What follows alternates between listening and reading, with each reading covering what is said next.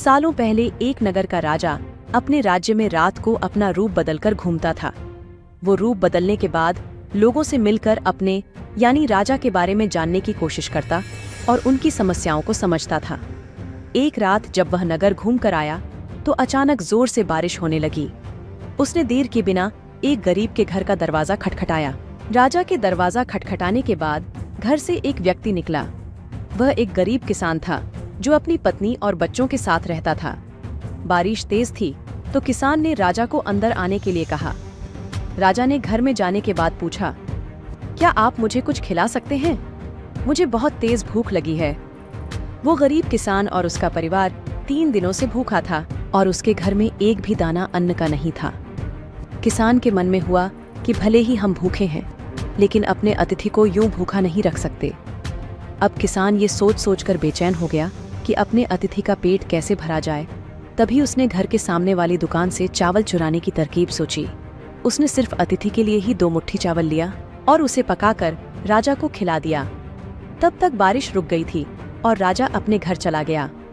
दूसरे दिन दुकान का मालिक अनाज की चोरी की शिकायत लेकर राजा के पास पहुंचा। राजा ने दुकान के मालिक और उस गरीब किसान को अपनी सभा में प्रस्तुत होने का आदेश दिया। सबसे पहले सभा में पहुंचे किसान ने राजा के सामने जाकर अपनी चोरी का इल्जाम कबूल कर लिया और बीती हुई रात की पूरी बात राजा को बता दी। किसान राजा से कहता है कि मैंने चोरी की, लेकिन मेरे परिवार ने उस अनाज का एक निवाला भी नहीं खाया। गरीब किसान की बातें सुनकर राजा बहुत दुखी हुआ और उसने किसान को बताया कि अतिथि के रूप में मैं स्वयं तुम्हारे घर आया था। इसके बाद राजा ने सभा में पहुंचे दुकानदार से पूछा कि क्या आपने अपने पड़ोसी को चोरी करते हुए देखा था? दुकानदार ने जवाब दिया कि हाँ, मैंने इसे रात में चोरी करते हुए देखा था।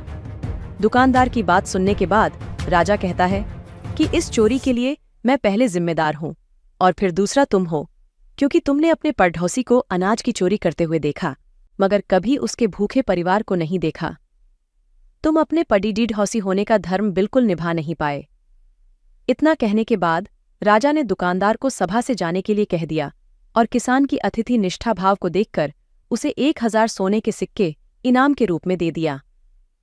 कहानी से सीख, अगर कोई आस पास रहने वाले मुसीबत में है तो हमें उनकी मदद करनी चाहिए।